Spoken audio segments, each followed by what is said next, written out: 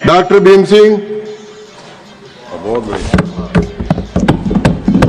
माननीय उपसभापति महोदय, ये सदन खान और खनिज विकास एवं विनियम संशोधन विधेयक 2025 पर विचार कर रहा है। सरकार ने जो संशोधन विधेयक लाया है, इस विधेयक का उद्देश्य the mines and minerals development and regulation act 1957 को संशोधित करने का है। Mines and minerals development and regulation act, जिसको कि संक्षेप में MMDR एक्ट भी कहा जाता है, इस संशोधन के द्वारा सरकार ने खान के क्षेत्र में बड़ा ही क्रांतिकारी सुधार करने का काम किया है। और यह सुधार कोई पहली बार नहीं हो रहा है, बल्कि जब से हमारी सरकार आई है, जब से माननीय मोदी जी की सरकार आई है, तब से सुधार का कार्यक्रम चलते आ रहा है। इस संशोधन अधिनियम का उद्देश्य क्या है? इस संशोधन अधिनियम का उद्देश्य है जो क्रिटिकल मिनरल्स हैं उनकी उपलब्धता सुनिश्चित करना। ये क्रिटिकल मिनरल्स क्या है? क्रिटिकल मिनरल्स उसको कहते हैं जो औद्योगिक क्षेत्र के लिए या राष्ट्रीय सुरक्षा के लिए अत्यंत उपयोगी हैं, उनको क्रिटिकल मिनरल्स कहते हैं। तो इस क्रिटिकल मिनरल्स की उपलब्धता सुनिश्चित करने के लिए यह संशोधन विधेयक लाया जा रहा है। दूसरा उद्देश्य है कि डीप सीटेड मिनरल्स किसको कहते हैं? उसको कहते हैं जो 200 मीटर के नीचे गहराई पर मिनरल हो, उसको कहते हैं। तो डीप सीटेड मिनरल्स को कैसे प्रचुरता में उपलब्ध कराया जाए, इसके लिए ये व्यवस्था इस संशोधन अधिनियम के द्वारा किया जा रहा है। तीसरा उद्देश्य है इस संशोधन अधिनियम का NMET यानी नेशनल मिनरल एक्सप्लोरेशन ट्रस्ट, इसका क्षेत्र विस्तार करना। इस अधिनियम के माध्यम से हम NMET का क्षेत्र विस्तार कर रहे हैं।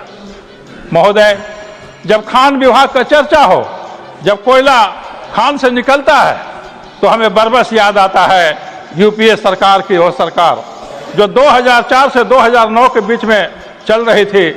तो कितने घोटाले हो रहे थे। 1,86,000 करोड़ का कोयला घोटाला UPA सरकार वाले जो यहाँ से चले गए हैं, उनके शासन में हुआ था। उस स्कैम को मदर ऑफ ऑल स्कैम्स कहा गया था। और यह कोई भारतीय जनता पार्टी ने नहीं कहा, किसी विपक्षी दल ने नहीं कहा, बल्कि कैग ने कहा कि जो कोल घोटाला है वह मदर ऑफ ऑल स्कैम्स है। हमारे सरकार आने के बाद मोदी जी की सरकार ने लगातार इस खान क्षेत्र में सुधार करने का काम किया है। 2015 में ही हमारी सरकार ने जो पहले मनमाना आवंटन होता था, पहले कोयला खदानों का आवंटन होता था, अलॉटमेंट होता था, उसी अलॉटमेंट में 1,86,000 करोड़ का घोटाला हुआ था। मोदी जी की सरकार ने इसको रोक दिया और नीलामी के माध्यम से कोयला खदानों का व्यवस्था और व्यवस्थापन करने का काम किया। ये 2015 में हुआ। मोदी जी की सरकार ने 2015 में ही जिला खनिज प्रतिष्ठान डिस्ट्रिक्ट मिनरल फाउंडेशन की स्थापना किया। इसका उद्देश्य क्या था कि डिस्ट्रिक्ट मिनरल फाउंडेशन का काम है कि जहां पर कोयला खदान है या किसी प्रकार का खदान है, तो अफेक्टेड एरिया में जनता के बीच में सुधार का काम, जनोपयोगी काम किया जाए। उसकी भी स्थापना 2015 में की गई। दूसरा एक संस्था बनाया, राष्ट्रीय खनिज अन्वेषण ट्रस्ट की स्थापना, नेशनल मिनरल एक्सप्लोरर ट्रस्ट की स्थापना किया गया। ये 2015 की मैं बात कर रहा हूँ। अब 2021 में आइए। 2021 में आने के बाद मोदी जी की सरकार ने कैप्टिव मिनरल्स और मर्चेंट मिनरल्स के जो भेद थे, उनको मिटाने का काम किया। कैप्टिव मिनरल्स महोदय उसको कहते हैं जो खदान उद्योगों के द्वारा लगाया जाता है और अपने उपयोग के लिए उसमें से मिनरल निकालता है। पहले उनको बेचने का राइट नहीं था। अगर अपने उपयोग से ज़्यादा हो जाए कोई भी खनिज पदार्थ तो बेच नहीं सकते थे। मोदी जी की सरकार ने 2021 में ही अलाउ किया कि 50% खनिज वो ओपन मार्केट में बेच सकते हैं उस पर, इसलिए आप व्यय पर रोक लगा।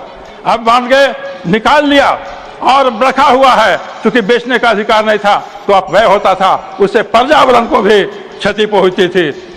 2021 में ये सब काम हो गया। 2023 में महोदय क्रिटिकल मिनरल्स की सूची को संशोधित किया। क्रिटिकल मिनरल जैसे तांबा वगैरह है, ये क्रिटिकल मिनरल में आते हैं, तो उनकी सूची को संशोधित करके आज जो सूची है क्रिटिकल मिनरल की वो 30 है।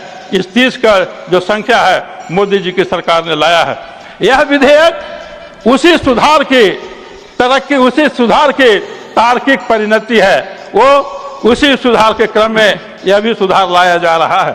महोदय, विधेयक की प्रमुख विशेषताएं तो कई हैं, अनेकों हैं, 10 हैं, 15 हैं, उतना मैं गिनाने का मुझे समय भी नहीं है।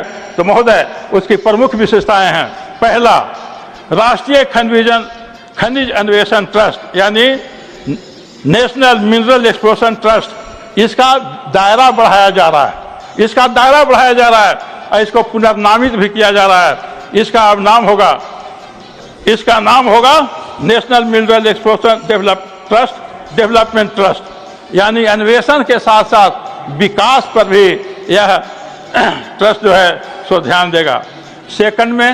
सेकंड हमारा इस विधेयक की विशेषता है कि गहरे में स्थित डीप सीटेड जो खनिज हैं उनका निष्कर्षण में एक्सप्लोरेशन में क्षेत्र की विस्तार की अनुमति देता है। अगर एक मिनरल है वहाँ पर दूसरा मिनरल पाया जा रहा है तो हम कंटिन्यूअस एरिया का उसको विस्तार कर सकेंगे। जिसको लाइसेंस है कुछ स्थिति में 10% तक विस्तार करेंगे और कुछ स्थिति में 30% तक हम विस्तार कर सकेंगे। तीसरा है ये जो मैंने कहा कि कैप्टिव मिनरल्स, कैप्टिव खदानों को जो 2021 में 50% तक की सीमा को बढ़ाने का दिया गया। महोदय 2 मिनट, हम बड़ा अनुशासित हैं, कभी भी श्री अयोध्या राम रेड्डी समाप्त हुआ।